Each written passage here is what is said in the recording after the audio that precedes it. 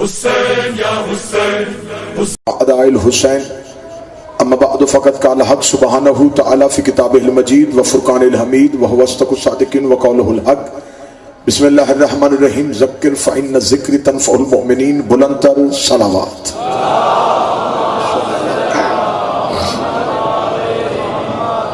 محبان نبی و اہل بیت نبی حفظداران رسول و اہل بیت رسول دعا ہے کہ آل محمد کا عظیم خالق ہماری اس عظیم ترین عبادت کو اپنی بارگاہ میں شرف قبولیت عطا فرمائے۔ رب الحسین بحق الحسین جتنے بھی ہاتھ ذکر حسین میں مانگنے کے لیے آئیں اس عزت والی دہلیز سے کوئی بھی خالی ہاتھ واپس نہ جائے۔ بہت بڑی دعا مل کے آمین کہیے گا۔ میرا اللہ بانیان مجلس، حاضرین مجلس، ذاکرین مجلس کے رزق معرفت میں اور رزق ولایت میں اضافہ فرمائے۔ میرا اللہ اس وقت تک کسی شیعہ کی آنکھ موت کے لیے بند نہ ہو جب تک اسے دیدار کربلا نصیب نہ ہو جائے۔ میری حجت کے ظہور میں تعجیل فرما، ہمیں ہمارے مالک کا دیدار نصیب فرما۔ آقا سرکار حجت الاسلام والمسلمین سرکار علامہ حامد علی موسفی النجفی کا سایہ میری قوم پہ ہمیشہ کے لیے قائم فرما۔ تمام دعاؤں کی قبولیت کے لیے بلند تر صلوات پڑھیں۔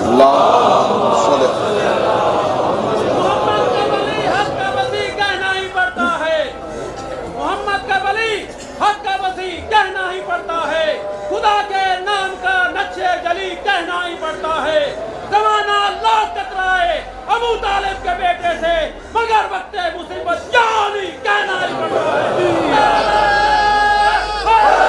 یا اجازت ہے سرکار گفتگو؟ جھوٹ کے سمندر میں تھپیڑے کھاتی ہوئی انسانیت جس سچائی کے جزیرے پہ آ کے سکون محسوس کرتی ہے اسے مجلس حسین کہتے ہیں۔ اس نفسا نفسی کے دور میں اس افراتفری کے عالم میں سسکتی بلکتی تڑپتی ہوئی انسانیت جس کے گھر آ کے پرسکون ہو جاتی وہ گھر حسین ابن علی کا۔ ساری رات کا تڑپتا ہوا مریض جس فرش پہ بیٹھ کے اپنی سانسوں کو پرسکون محسوس کرتا اس شفا خانے کو مجلس حسین کہتے ہیں۔ آپ جتنے بھی آئیں آپ آئے نہیں بلائے گئے، بیٹھے نہیں بٹھائے گئے۔ آپ کے گرد کناتوں کا پہرا نہیں ہوتا، حصار معصومین ہوتا۔ سر پہ کپڑے کا سائبان نہیں، عباس کے کرم کا سایہ ہے۔ جتنے بھی آئے ہیں عاشقان حسین ہیں، شیعہ ہیں، اہل سنت ہیں، جسی مکتب فکر سے تعلق ہے، رسول کے بیٹے کے پرسے پہ آئے۔ آپ ہمارے مہمان نہیں، آپ حسین ابن علی کے مہمان، اور حسین کے مہمان کا دل دکھانا میری قوم کا شیوا نہیں۔ آپ عزاداری امام حسین علیہ السلام پہ آئے ہیں، مظلومیت امام حسن پہ آئے ہیں۔ مجلس حسین اپنے اندر ایک انتہائی جامعیت رکھتی ہے۔ مجلس حسین ذکر حسین وقت کا ضیاع نہیں، پیسے کا نقصان نہیں۔ مجلس حسین کی اہمیت بھی ہے، افادیت بھی ہے۔ مجلس حسین کا سب سے بڑا فائدہ میں سنا دیتا ہوں۔ مجلس حسین کا سب سے بڑا فائدہ یہ ہے ابلیس نمازی کی نماز گمراہ کر سکتا ہے، ذکر شبیر میں نہیں آ سکتا۔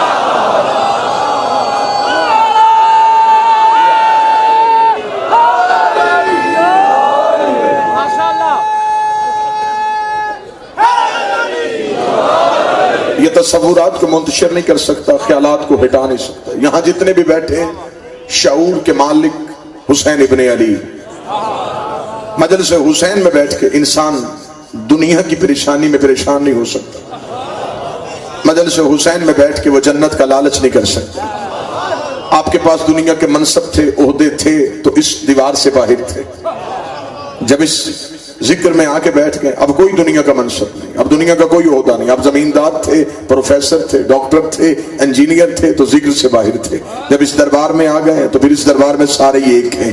یہ واحد حسین ابن علی کا دربار ہے کہ یہاں پڑھے لکھے کے ساتھ جڑ کے ان پڑھ بیٹھ جاتا ہے، غریب کے پہلو میں امیر بیٹھ جاتا ہے، بچہ بزرگ کے ساتھ بیٹھ جاتا ہے، پڑھے لکھے کو علم پہ ناز کوئی نہیں ہوتا، جاہل کو جہالت پہ پریشانی کوئی نہیں ہوتی، جہاں پہ امیر کو اپنی امیری پہ تکبر کوئی نہیں ہوتا، غریب کو اپنی غربت پہ شرمندگی کوئی نہیں ہوتی، نہیں، کیونکہ یہ کائنات کا پہلا اور آخری گھر ہے۔ یہاں آ کے اپنا منصب نہیں بتایا جاتا، اپنا عہدہ نہیں بتایا جاتا۔ ان کے دروازے پہ ایک آیا تھا، اس کا عہدہ سید الملائکہ تھا، رتبہ افضل الملائکہ تھا۔ جب اس نے تعارف کروایا تھا، اس نے کہا تھا انا خیاط الحسنین، میں حسنین کا درسی ہوں۔ اندر کھڑی فضا نے بھی کہا تھا جبریل میں تیرے لہجے سے واقف ہو، مجھے خبر ہے تو جبریل ہے، جبریل بن کے تعارف کروا۔ اس نے کہا فضا تجھے نہیں پتا، اس دروازے پہ آ کے اپنا عہدہ نہیں بتایا جاتا، جو یہ عطا کرے وہ سنایا جاتا۔ سارے مولا مل کے بولا حیدری۔ یہاں پہ آ کے کسی کا کوئی منصب نہیں، کسی کا کوئی عہدہ نہیں۔ یہاں جتنے بھی آئے ہیں حسین ابن علی کے مہمان، آپ اہل سنت ہیں، آپ اہل سنت رہیں، مجلس حسین میں بیٹھیں گے، اس میں کچھ فوائد آپ کو بھی حاصل ہوں گے۔ جتنے میرے سنی بھائی بیٹھے میں انہیں مجلس حسین میں بیٹھنے کا فائدہ بتا دیتا ہوں۔ آپ اس مجلس حسین میں آئیں، آپ کو ایک فائدہ ملے گا۔ قرآن کہتا ہے کہ جب حضرت ابراہیم کو آگ میں پھینکا جا رہا تھا تو ایک چھوٹا سا پرندہ اپنے منہ میں پانی کا قطرہ لے کے اس آگ کے اوپر جا رہا تھا۔ باقی پرندوں نے رستہ روک کے پوچھا تھا کہاں جانے کا ارادہ، اس نے کہا وہ جو سامنے آگ لگی ہے اسے بجھانے جا رہا ہے۔ انہوں نے کہا میلوں میں لگی ہوئی آگ ہے، سالوں کی اکٹھی کی ہوئی جنگل کی لکڑی ہے، تیرے قطرے سے بجھے گی؟ اس نے کہا پتہ مجھے بھی ہے، بجھنی کوئی نہیں، جانا میں نے پھر بھی آگ کے اوپر۔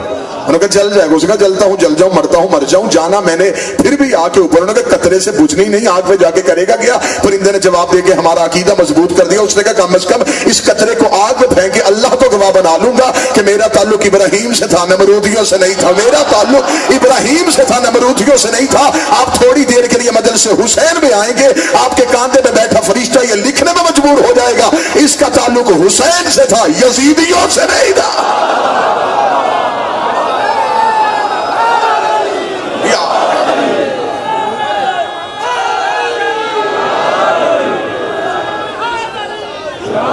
ذکر ہر مذہب میں جائز ہے، کوئی مذہب ذکر کا منکر نہیں۔ نماز اب اپنے اپنے طریقے سے پڑھ لیتے ہیں، ہاتھ باندھ کے بھی پڑھ لیتے ہیں، ہاتھ کھول کے بھی پڑھ لیتے ہیں۔ تو پھر میں طالب علم ہوں، میری اتنی سی اپیل ہے کہ اگر نماز اپنے اپنے طریقوں سے پڑھی جا سکتی ہے تو نماز بچانے والے کا ذکر بھی اپنے اپنے طریقوں سے کیا جا سکتا ہے۔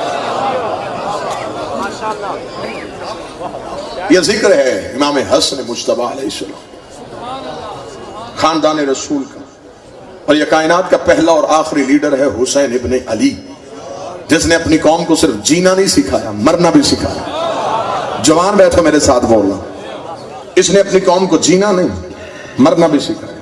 اس سے پہلے موت کے کانسیپٹ اور تھے، حسین نے فلسفہ موت کو بدل دیا۔ حسین نے کہا جینا جینا نہیں ہوتا، مرنے کے بعد جینا جینا ہوتا۔ زندگی میں زندہ رہے تو یہ جینا نہیں، مر کے پھر زندہ رہے اس سے جینا کہتے ہیں۔ 10 محرم کو حسین نے موت کا فلسفہ بدلا۔ تاریخ کے مورخ نے خیبر کو جنگ لکھا، خندق کو جنگ لکھا، جمل کو جنگ لکھا، صفین کو جنگ لکھا، نہروان کو جنگ لکھا۔ حسین کے دشمن نے چاہتے نہ چاہتے ہوئے بھی کربلا کو جنگ کربلا نہیں، واقعہ کربلا لکھا، سانح کربلا لکھا۔ باقی جنگیں تھیں تو یہ واقعہ کیوں؟ حجت وہاں بھی تھی، حجت یہاں بھی ہے، تلوار وہاں بھی تھی، تلوار یہاں بھی ہے، لشکر وہاں بھی تھے، لشکر یہاں بھی ہے۔ وہ جنگیں ہو گئی، یہ واقعہ ہوگا۔ راز کیا ہے؟ حسین ابن علی نے جنگ کے اصول کی گردن کو توڑ دیا۔ حسین نے کہا اس سے پہلے جنگوں کے اصول ہوتے تھے کہ زیادہ جیت جاتے تھے، تھوڑے ہار جاتے تھے، تلواریں بلند ہو جاتی تھی، گردنیں کٹ جاتی تھی، نیزے چڑھ جاتے تھے، سینے چھلنی ہو جاتے تھے۔ حسین نے کہا میں نے اصول بدل دیا۔ 10 محرم کے بعد اصول یہ ہو گیا، تھوڑے جیت گئے، زیادہ ہار گئے، پیاس جیت گئی، دریا ہار گیا، نیزے ٹوٹ گئے، سینے بلند ہو گئے، تلواریں کٹ گئی اور سر نیزوں پہ بولنے شروع ہو گئے۔ حسین نے کہا یہ جنگ لکھتے بھی تو کیسے لکھتے؟ وہاں لاکھوں تھے، یہاں 72 تھے، ان لاکھوں کو جگیروں کے وعدے تھے، حکومت کی پیشکش تھی، درہم و دینار تھے، خزانوں کے منہ کھلے ہوئے تھے، انہیں لالچ دے کے بلایا جا رہا تھا، انہیں جنت دے کے اٹھایا جا رہا تھا۔ وہاں آنے کو کوئی تیار نہیں تھا، یہاں سے جانے کو کوئی تیار نہیں تھا، انہیں منتیں کر کر کے بٹھایا جا رہا تھا، انہیں چراغ بجھا بجھا کے اٹھایا جا رہا تھا۔ وہاں ہر کوئی سوچ رہا تھا کیا کل میں بچ جاؤں گا، کیا میں زندہ رہ جاؤں گا، کیا میں واپس چلا جاؤں گا، میں کیا گھر پہنچ جاؤں گا۔ یہاں ہر کوئی سوچ رہا تھا کیا سب سے پہلے میں مر جاؤں گا، کیا میرا خون حسین کے کام آ جائے گا، کیا میں راہ حق میں مارا جاؤں گا۔ حسین کا یہ تھا عشق حسین کا معجزہ۔ وہاں لاکھوں تھے، یہاں 72 تھے، لیکن تاریخ نے لکھا ادھر سے اکبر آیا، ادھر سے 2000 بھاگا، ادھر سے قاسم آیا، ادھر سے 3000 بھاگا، ادھر سے غازی آیا، ادھر سے 10,000 بھاگا۔ حسین کا تاریخ لکھ گئی، وہاں لاکھوں میں ہزاروں بھاگتے رہے، یہاں 72 میں ایک بھی نہیں بھاگا۔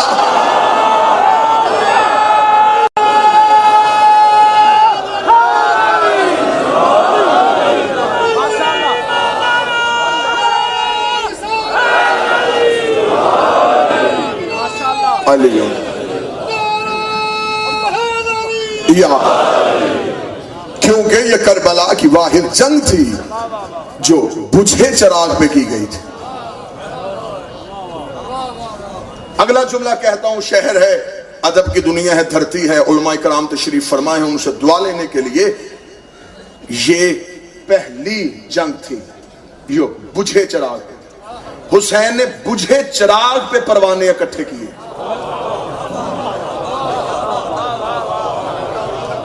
اس سے پہلے یہ فلسفہ تھا کہ پروانے جلے چراغ پہ آتے تھے. حسین نے چراغ بجھا کے پروانے بلائے. حسین نے تصور بدل دیا. حسین نے کہا یہ تصور غلط ہے کہ پروانے کو شمع سے محبت ہو. پروانے کو شمع سے نہیں، شمع کی لو سے محبت ہو. شہر ہے، میں بات کھولوں گا نہیں، جملہ کہوں گا، گزر جاؤں گا اور وصول کر لینا. اگر پروانے کو شمع سے محبت ہوتی تو شمع کے بجھنے کے بعد پروانے میت چھوڑ کے چلے نہ جاتے.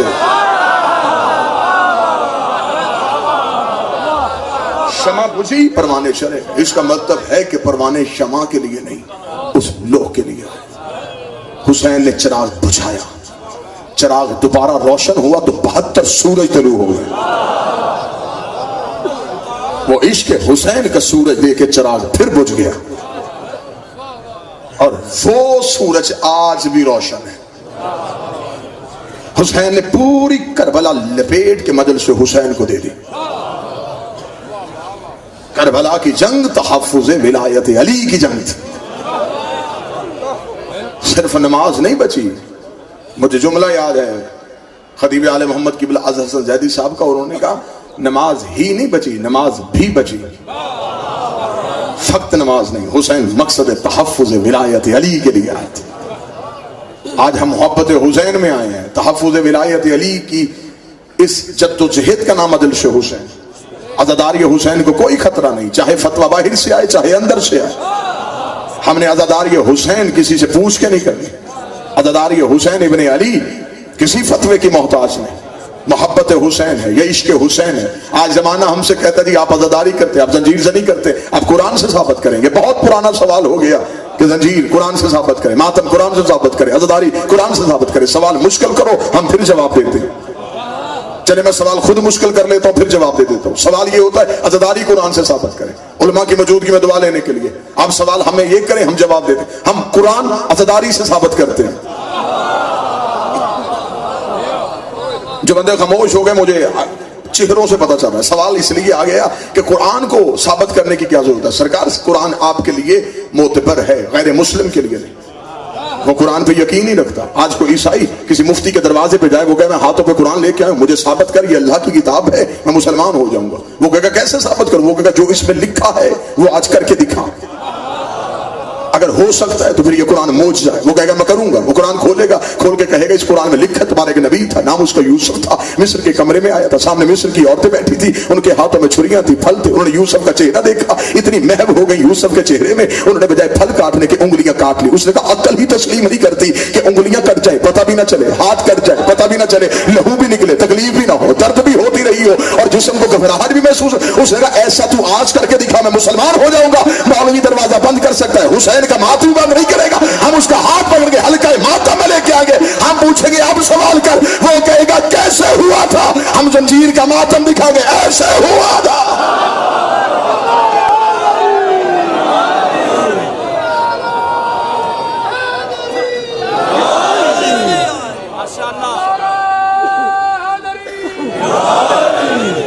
یہ عشق ہے حسین ابن علی. احد کے میدان میں سب نے دیکھا کہ نبی کا دان زخمی ہوا، جن کے سامنے زخمی ہوا انہوں نے کوئی بھی نہیں توڑا. ایک نے دیکھا نہیں، سنا، پتھر اٹھایا، سارے توڑے. عشق مجبور کر رہا تھا. نبی زندہ تھے اور خون نکل رہا تھا. نبی موجود تھے، اویس خون نکال رہا تھا. نبی نے صحابہ کی محفل میں بیٹھ کے کہا میرے صحابیوں مجھے جنت کی خوشبو اویس کے جھونپڑے سے آ رہے ہیں. عزاداری حسین ابن علی کے لیے اگر آج کوئی اپنا ہو کے یہ سوال کرے کہ بجائے خون کا حسین کو پرسہ دینے سے بہتر ہے کہ یہی خون کسی بلڈ بینک میں کسی غریب مومن کو خوشنودی حسین کے لیے دیا جائے، تو میں اس بھائی سے موجبانہ طریقے سے گزارش کروں گا. بلڈ بینک ہر بندے کا خون نہیں لیتا. جو قریب بیٹھے تھوڑی زحمت آپ فرمائیں. نہیں لیتا. وہ پہلے خون لیتا ہے, اس خون کے ٹیسٹ ہوتے ہیں, رپورٹس آتی ہیں, دیکھا جاتا ہے اس میں کوئی وائرس تو نہیں, کوئی انفیکشن تو نہیں, کوئی بیماری تو نہیں. خون بہتر ہو تو پھر اس مریض کے ساتھ میچ ہوتا ہے جسے لگنا ہوتا ہے. اب اگلے جملے پہ قدر کیجئے گا پنڈی والوں, بلڈ بینک مریض کا خون نہیں لیتا, حسین مریض کا لیتا ہے, شفا دے کے واپس کر دیتا. جو جوان بول سکتا وہ میرے ساتھ بولے.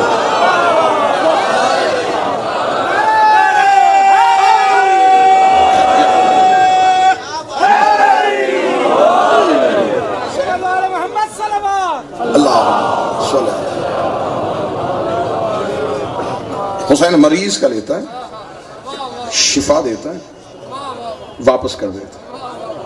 کاش آپ یہ سوال کرنے سے پہلے, فتویٰ دینے سے پہلے آپ کسی میڈیکل کے ڈاکٹر سے, ماہر سے پوچھ لیتے. یہ جو خون مریض کو دیا جاتا ہے یہ ایک خاص رگ سے نکلتا ہے, ایک خاص وین ہے جس سے اس خون کو نکالا جاتا ہے. اور یہ جو ماتمی ماتم کرتے ہیں, یہ کمر کے نیچے خون کی چھوٹی چھوٹی باریک رگیں ہوتی ہیں, ان سے نکلتا ہے. یہ خون مریض کو نہیں لگتا.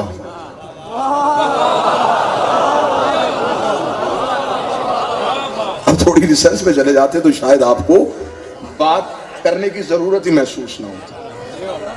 آج سے 10 سال پہلے برطانیہ سے میڈیکل ٹیم گئی تھی. انہوں نے کربلا میں جا کے حسین ابن علی کے عاشقوں کا ہجوم دیکھا. انہوں نے آ کے واپس ایک رپورٹ شائع کی. وہ رپورٹ میڈیا پہ نہیں آنے دی. انہوں نے کہا ہم نے کربلا میں حسین کے عاشقوں کا وہ جلوس دیکھا. انہوں نے کہا ہماری ریسرچ دم توڑ گئی, ہماری سائنس کی دھجیاں اڑ گئی کہ جو ہم نے جدید ریسرچ کی تھی وہاں وہ خاموش تھی. انہوں نے کہا ہماری ریسرچ یہ کہتی ہے کہ اگر آپ ایک انجیکشن ایک مریض کو لگا دیں اس کے بعد آپ دوسرے کو نہیں لگا سکتے, آپ اسے ضائع کریں گے, ورنہ وہ وائرس دوسرے میں منتقل ہو سکتا ہے. انہوں نے کہا ہم نے اس سائنس کی دھجیاں اڑتی دیکھی, زنجیر ایک تھا, ماتمی 10 تھے. وہی ضعیف کے ہاتھ میں, وہی بچے کے ہاتھ میں, وہی جوان کے ہاتھ میں. انہوں نے کہا ہماری میڈیکل یہ کہتی ہے کہ انسانی جسم پہ زخم آ جائے تو اس پہ اگر ڈسٹ, مٹی یا گرد پڑے تو انفیکشن ہو جاتا ہے. انہوں نے کہا ہم تو خاموش کھڑے دیکھ رہے تھے کہ وہاں عاشق حسین کے غم میں اپنے جسموں کو کاٹتے تھے, خاک شفا اٹھاتے تھے, لگا لیتے تھے.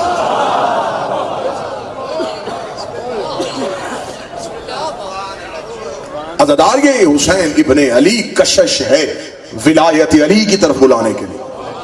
یا میں جملہ اور بدل دیتا ہوں, عزادار یہ حسین اذان ہے ولایت علی کی. عزادار یہ حسین ابن علی کے ذریعے سے ہم زمانے کو پیغام دیتے ہیں کہ آؤ ولایت علی کی طرف. تحفظ ولایت علی کا نام کربلا تھا, کیونکہ معصوم نے فرما دیا کہ اگر آپ کی عبادت میں حجت نہ ہو تو وہ اطاعت نہیں ہوتی.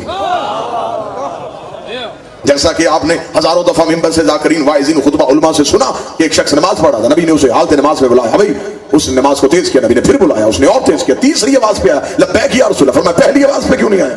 یا رسول اللہ میں نماز پڑھا تھا. فرمایا شرم نہیں آئی, تجھے وجود نماز بلا رہا تھا, تجھے اصل نماز بلا رہی تھی. یہ واقعہ سنا, اگلی تاریخ دنوں تجھے اصل نماز اور حقیقت نماز بلا رہی. اس نے کہا یا رسول اللہ میں حالت نماز میں تھا, کیا کرتا؟ فرمایا نماز توڑ دیتے, نبی کے پاس آتے.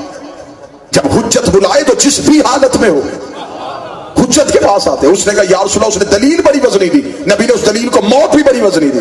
اس نے کہا یا رسول اللہ میں تھا اللہ کی بارگاہ میں, آپ ہے نبی, نبی ہوتا ہے اللہ سے چھوٹا. جب میں بڑے کی بارگاہ میں تھا تو میں بڑے کی بارگاہ چھوڑ کے چھوٹے کی بارگاہ میں کیسے آتا؟ دلیل تو اس نے بڑی وزنی دی. اس نے کہا میں تھا اللہ کی بارگاہ میں, اللہ کی بارگاہ چھوڑ کے چھوٹے کی بارگاہ میں کیسے آتا؟ نبی نے مسکرا کے فرمایا تو نے اللہ دیکھا ہے؟ نہیں یا رسول اللہ. وہ اللہ کبھی تجھ سے بولا ہے؟ نہیں یا رسول اللہ. فرمایا مانتا کیوں؟ سرکار آپ نے کہا ہے. فرمایا بلا بھی تو میں ہی رہا تھا, جس کی زبان پہ نہ دیکھا اللہ مان لیا ہے, تو بلا بھی تو میں ہی رہا تھا. بس اسی دن اس نے صحابہ کی محفل میں بیٹھ کے کہا آج مجھے شریعت کے مسئلے کا پتہ چلا, آج مجھے اس مسئلے کا پتہ چلا کہ اگر نبی کو حالت نماز میں بلائے تو نماز توڑو اور نبی کے قدموں پہ جاؤ. یہ مجھے آج پتہ چلا. ساتھ بیٹھا تھا ایک بوڑھا جوان, نام تھا سلمان, سینے پہ تھا تمغہ ایمان. اٹھ کے کھڑا ہو کے کہنے لگا تجھے ابھی بھی حقیقت نماز کا نہیں پتا. تجھے ابھی بھی اصل نماز کا نہیں پتا. کل میرے پہلو میں کھڑے ہو کے نماز پڑھنا, میں تجھے بتاؤں گا اصل نماز کسے کہتے ہیں. اگلے دن بھائی سلمان کے پہلو میں کھڑا ہوا, جناب سلمان نے تکبیرۃ الاحرام کا, تکبیرۃ الاحرام کے بعد سلمان نے نماز کو شروع کیا. بسم اللہ الرحمن الرحیم الحمدللہ رب العالمین الرحمن الرحیم مالک یوم الدین ایاک نعبد و ایاک نعبد. میں سلمان آئے تھے, یا نبی کی آواز ہے سلمان نے وہی سے مصلی چھوڑا, نبی کے قدموں پہ گیا لبیک یا رسول اللہ. سلمان مجھ سے پانی پلا, سلمان نے پانی کا پیالہ لیا, مشکیزے سے پانی بھرا, نبی کے قدموں پہ گئے, نبی کو پانی کا پیالہ پیش کیا. نبی نے کہا سلمان پانی نوش کرے گا, سلمان واپس چلے جا. سلمان وہی سے مصلی پہ آیا, مصلی پہ سلمان نے کہا ایاک نستعین اهدنا الصراط المستقیم صراط الذین. سلمان نے نماز کو ختم کیا. اب انہیں جلدی نماز ختم کر کے نبی کے پاس جا گیا, یا رسول اللہ بوڑھا ہو گیا یہ صحابی بطول کی دہلیز میں جھاڑو دیتے ہوئے, اسے اتنی بھی معرفت نہیں ہے, یہ نماز توڑ کے گیا تھا, اسے نماز کو سرے سے کیوں نہیں پڑھا, یہ نماز سے نکل گیا تھا, اسے نماز کو شروع سے کیوں نہیں پڑھا. نبی نے بلا کے سلمان یہ کہہ رہا ہے تو نماز چھوڑ کے گیا تھا, تو نے شروع سے کیوں نہیں پڑھی. سلمان نے کہا میں چھوڑ کے کب گیا تھا.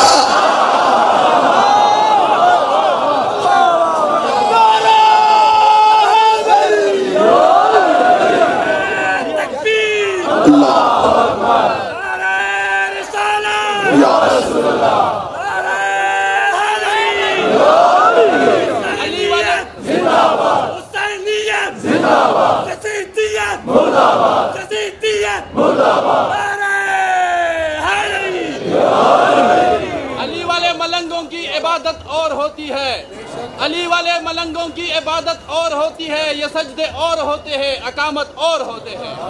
کیا دوا سلونی کا علی نے یہ بتانے کو امامت اور ہوتی ہے, خلافت اور ہوتی ہے. نعرہ حیدری تو جو ہے سر. اور ابلیس بھی ہر نماز نہیں روکتا, وہ بھی وہی روکتا ہے جو قبول ہونی ہوتی. اس لیے کہ اس نے بارگاہ پروردگار میں کھڑے ہو کے توحید کو چیلنج کیا تھا. اس نے کہا میں مقابلہ کروں گا, طاقت دے مہلت دے. خدا نے کہا طاقت بھی دوں گا مہلت بھی دوں گا, مقابلہ پورا کرنا. ابلیس کے پاس جتنی بھی طاقت ہے یہ اس کی ذاتی نہیں, اللہ کی دی ہوئی ہے.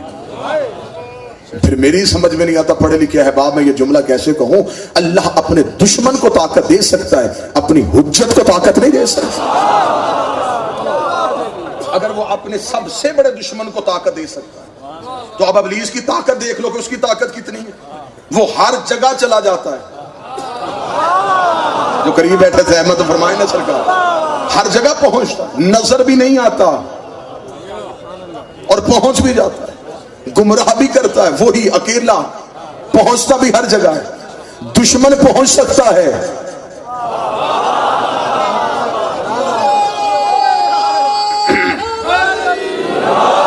تو حجت بھی پہنچ سکتی.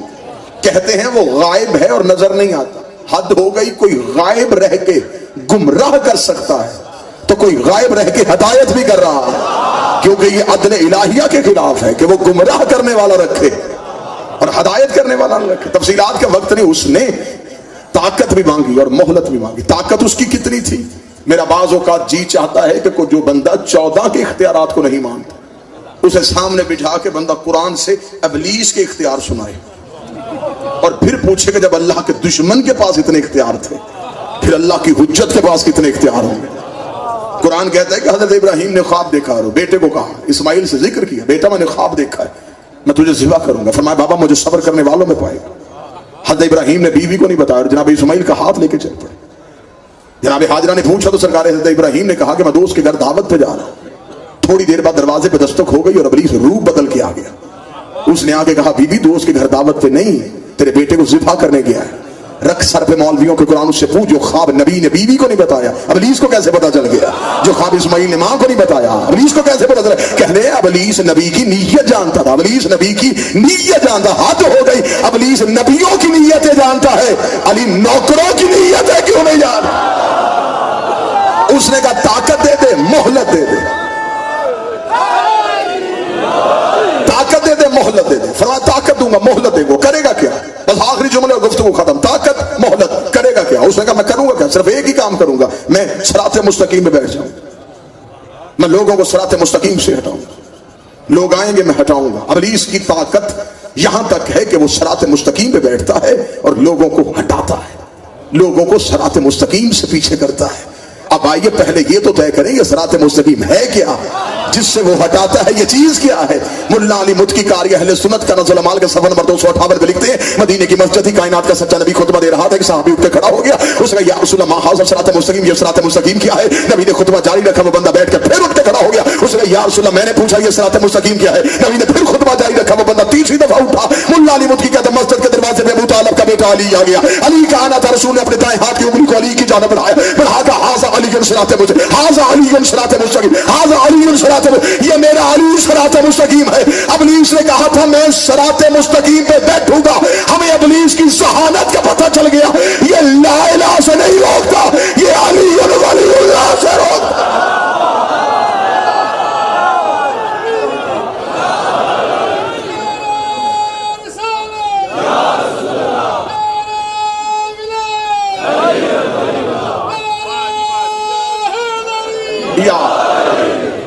یہ لوٹتا بھی قیمتی سامان ہے، یہ وہی نماز لوٹتا ہے جو قبول ہونی ہوتی ہے، یہ صراط مستقیم پہ بیٹھتا ہے اور لوگوں کو ہٹاتا ہے، یہ ولایت علی سے روکتا ہے، یہ ولایت علی کا دشمن ہے۔ اس نے کہا تھا کہ میں صراط مستقیم پہ بیٹھوں گا اور لوگوں کو ہٹاؤں گا، اور قرآن کہتا ہے اس کے پاس طاقت اتنی ہے کہ یہ روپ بدل کے آ جاتا ہے۔ سرکار سعادہ کی بارگاہ میں ایک شخص نے آ کے سوال کیا مولا اگر یہ روح بدل کے آتا ہے تو نبی تو پہچان جاتے تھے ابلیس سے، غیر معصوم کیسے پہچانے گا؟ فرمایا اگر کبھی ایسا شک ہو ہمارے داد علی کے فضائل پڑھنا شروع کر دیا کرو۔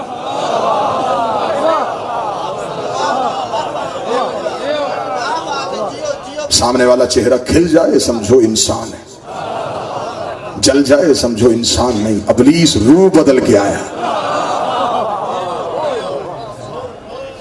ولایت علی نہ چھوڑنا، عزاداری حسین نہ چھوڑنا، حرمت سادات نہ چھوڑنا۔ آج نبی کے گھر سے جو جنازہ اٹھا یہ تحفظ ولایت علی کے لیے، تحفظ ولایت علی کے لیے لوگوں نے نبی کا جنازہ چھوڑ دیا۔ شرط منوا کے گیا ہے زہرا کا بیٹا، کربلا میں جیسے عباس جری تھا ویسے ہی زہرا کا بیٹا حسن بہادر تھا، لیکن حسین کی جنگ میں اور عباس کی جنگ میں یہ فرق تھا، حسین تلوار سے لڑ رہے تھے، حسن قلم سے لڑ رہا تھا۔ کبھی تاریخ میں وہ شرائط پڑھیے گا کیسی کیسی شرطوں کے ساتھ دشمن کے چہرے سے نقاب اتار کے گیا ہے بطول کا بیٹا۔ یہ کائنات کا پہلا غریب ہے جس کا جنازہ واپس گھر آیا۔ بانی مجلس کی طرف سے حکم تھا، فضائل یہیں پہ روکا، مصائب تھوڑا طویل پڑھا جائے کیونکہ آپ جتنے بھی آئے ہیں اس مجلس میں صرف مومنین نہیں بیٹھے، 2 جنازے بھی یہاں رکے ہوئے۔ جنازوں کی حرمت یہی ہے کہ زیادہ رویا جائے۔ فضائل پڑھے تھے صرف آپ کے ذہنوں کی توجہ کے لیے، اصل تو ہمارا مقصد یہی کہ آج ہم جنازے اٹھا کے آئے، بازار میں جنازہ لے کے آئے، جنازے پہ تیر لگے ہوئے ہیں، یہ تیر سجا کے اس لیے ہیں کہ شاید کوئی مسلمان یہ تیر دیکھے، کسی کالے کپڑے پہنے ہوئے شیعہ کا ہاتھ پکڑے، ہاتھ پکڑ کے اس سے پوچھے جنازوں پہ تیر کیوں ہوتے ہیں، پھر وہ بتائے کہ حسن کے جنازے پہ تیر کس نے برسائے تھے۔ مولا میرے وقت کا امام العصر بادشاہ ہمیں معاف کر دینا، ہم اس زمانے میں اتنے پابند ہیں کہ ہم تیرے قاتلوں کے نام بھی ممبر سے نہیں بتا سکتے۔ آئے گا نا زہرا کا آخری بیٹا، پھر زمانے سے آگے پوچھے گا کہ میری دادیوں کا قصور کیا تھا۔ نبی کی بیٹی شہزادی میدان قیامت میں بارگاہ توحید میں رو کے گئی میرے اللہ میرے 2 بیٹے تھے، ایک کے جنازے پہ تیر، دوسرے کا تیروں پہ جنازہ۔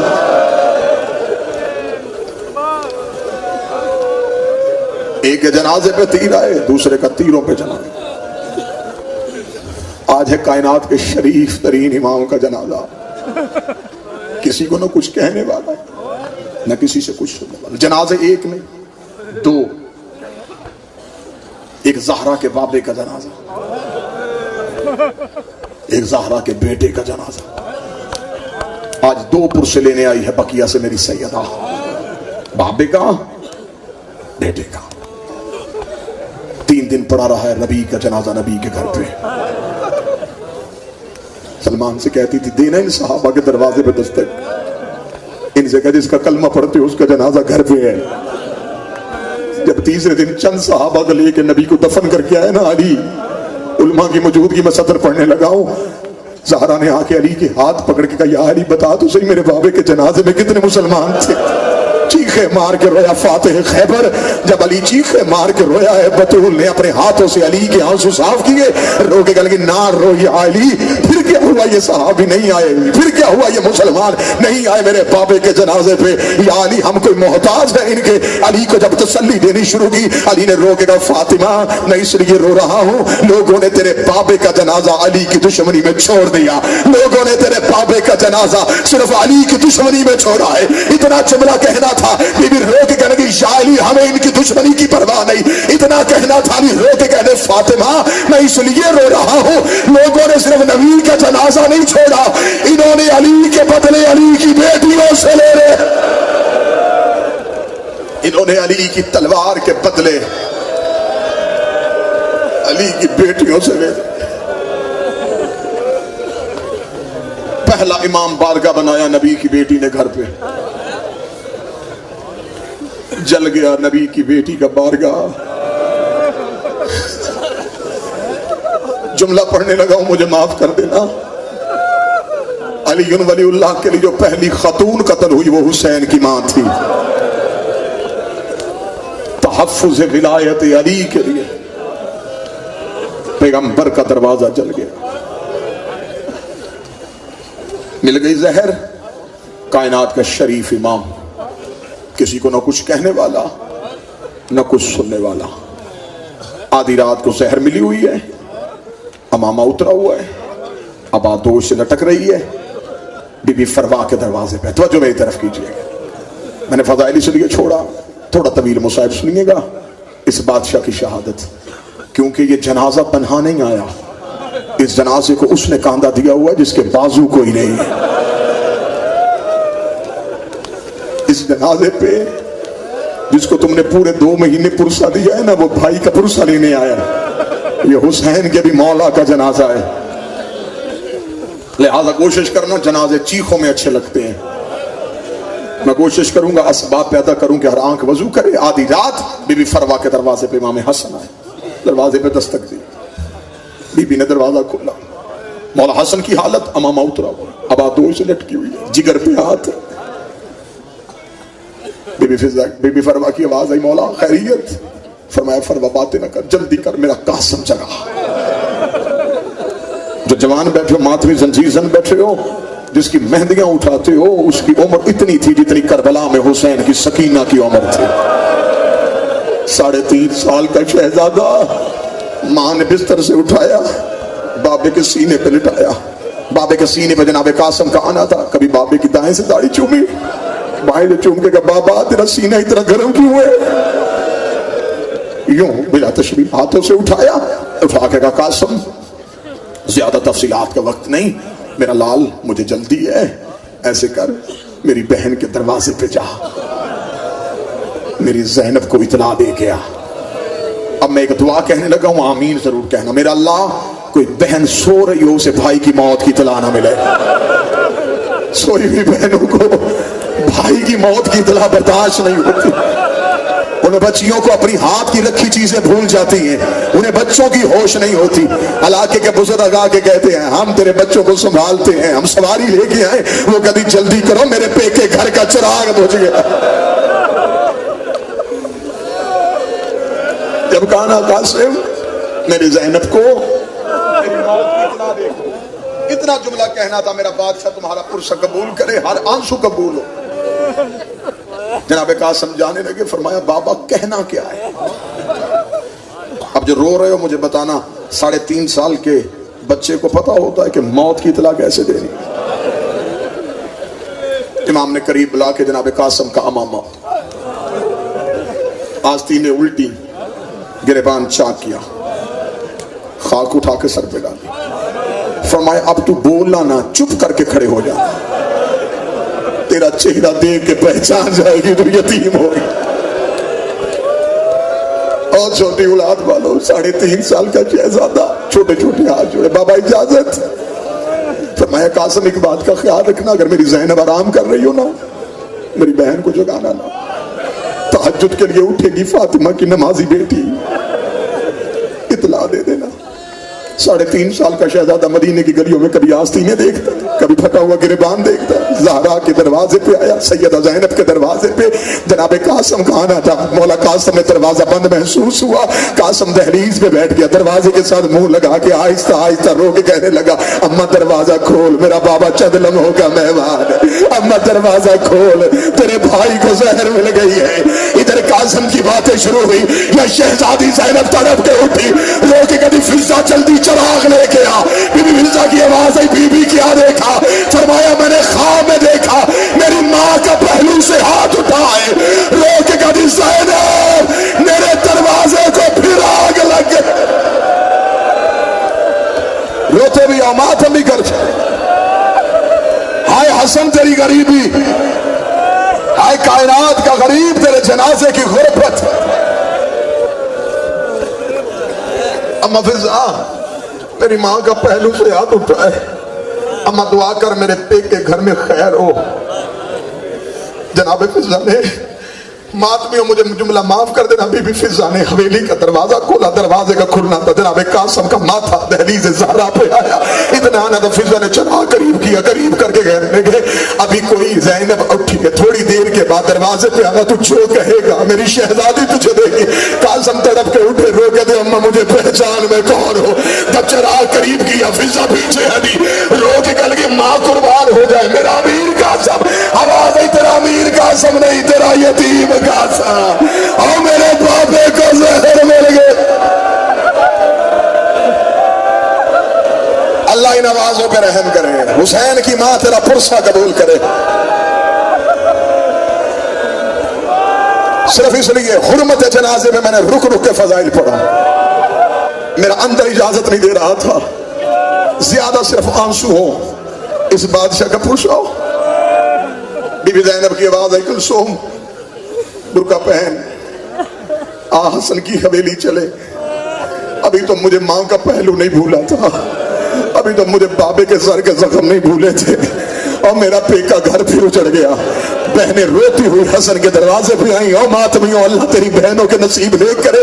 ادھر جناب حسن کی حالت کے جگر کے ٹکڑے کٹ کٹ کے باہر آ رہے ہیں، بی بی فروا نے تشت قریب کیا ہوا ہے۔ مولا حسن کی آواز آئی، فروا جب میری زینب آئے میرے جگر کے ٹکڑے چھپا لینا۔ ادھر زینب کا دروازے سے پہلا بہن آیا، بی بی فروا نے تشت کے اوپر چادر دی، بی بی حجرے پہ جانے لگی، سیدہ زینب نے آ کے کاندھے پہ ہاتھ رکھا، آواز آئی چھپانا میں ہاتھوں پہ لینے آئی ہوں، اور مجھے میری ماں نے 3 جماعت ثانی کو بتایا تھا، اور تیرے حسن کے جگر کے ٹکڑے ہونے۔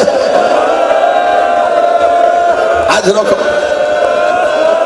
حسین کی ماں ان آوازوں پر رحم کرے، نہ صبح میں ہاتھوں پہ لینے آئی ہوں۔ آ گئی علی کی ساری اولاد، مولا حسین کے زانوں پہ میرے امیر کا سر تھا، بند آنکھیں حسن کی، مولا حسین بار بار بھائی کی داڑھی پہ ہاتھ، حسن مجھے تنہا چھوڑ کے جا رہا ہے،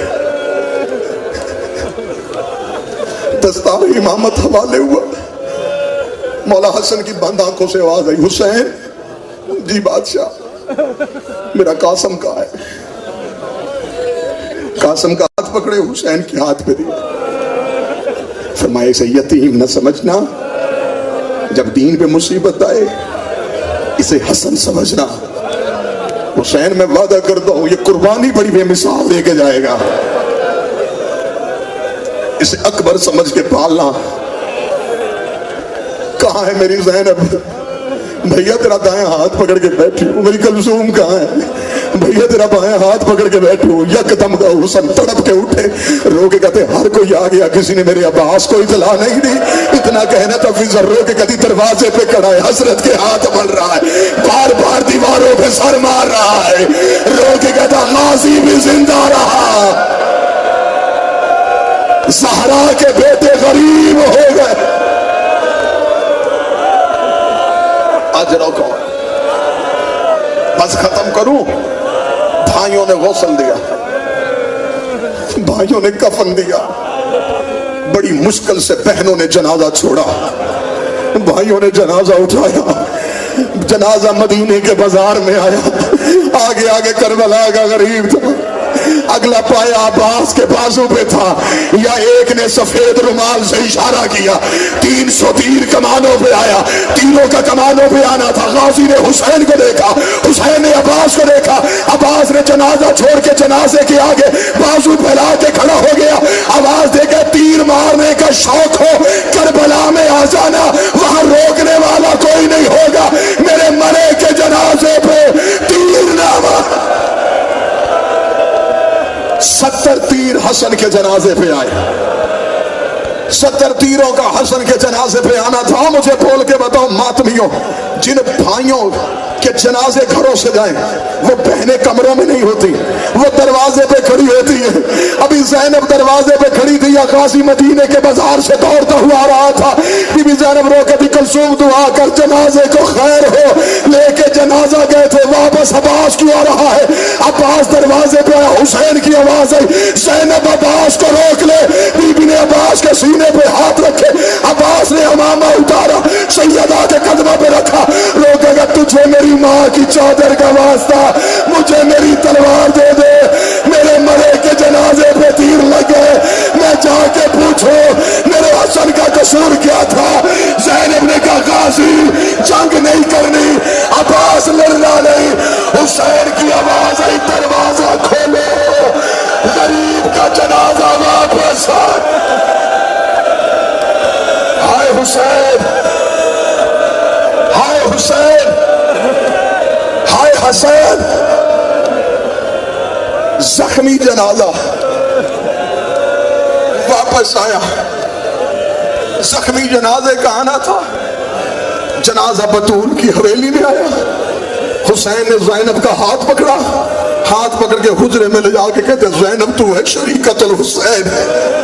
ये बात मैंने सब में नहीं पूछ रही थी, ज़ैनब मुझे बता जो कफन नाना दे के गया था उसका कोई और हिस्सा है?